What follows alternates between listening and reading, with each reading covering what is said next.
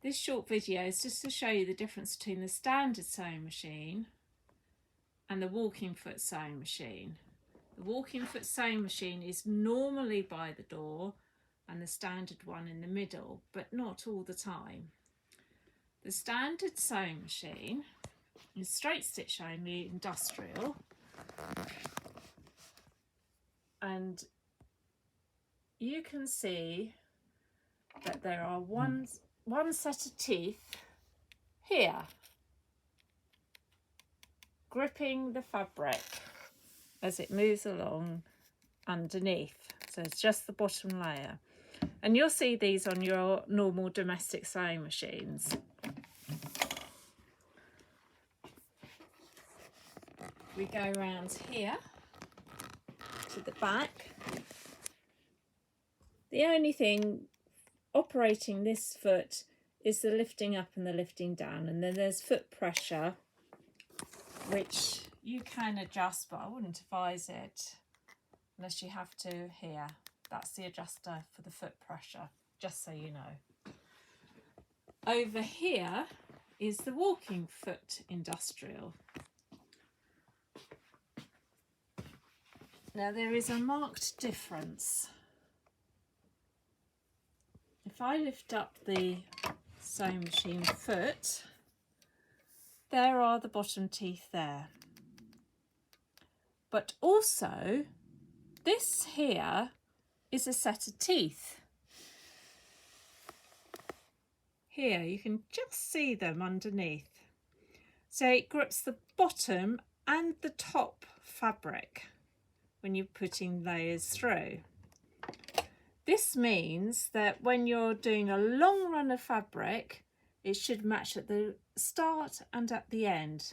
Fabric has moved through at the same speed. The top and bottom fabric layers have moved through at the same speed because of the help it's getting from the teeth of the foot. You can see that the foot is in two parts, not in one single part. And you have to individually take them off. So there's one screw there for the outer sides, and there's one screw here. Let me just move the camera around here for the inside of the foot. And the reason you would change it is if you were going to do some piping or put in a zip. This machine is very handy for box cushions. It will give you a much better finish. Ideal for thick fabrics, getting through layers of buckram and stuff. It's really the most used machine that we are using. Just want to move around here.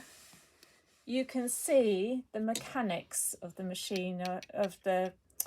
machine, is giving to that outer foot. So it's a much more complicated machine. And here's the arm here. It too has foot pressures here and here. But again, only touch that if basically the sewing machine mechanic says, I think you need to release the pressure a bit for a particular job. All fabrics are different. I might just focus in here, just so you can see how it's threaded up.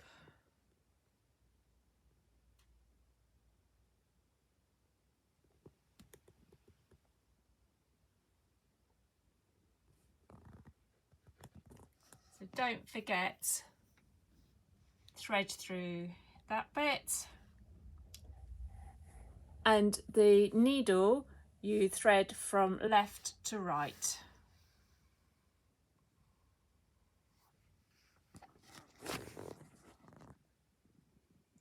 So I just wanted to point out one thing on the standard machine.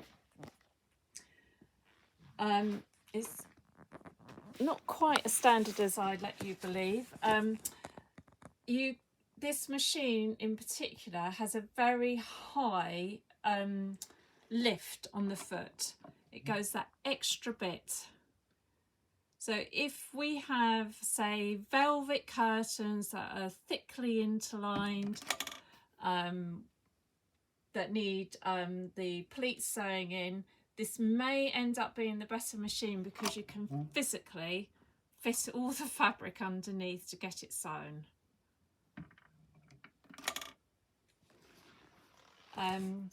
I tend to use the standard one for voiles, and then pretty much everything else on the walking foot machine.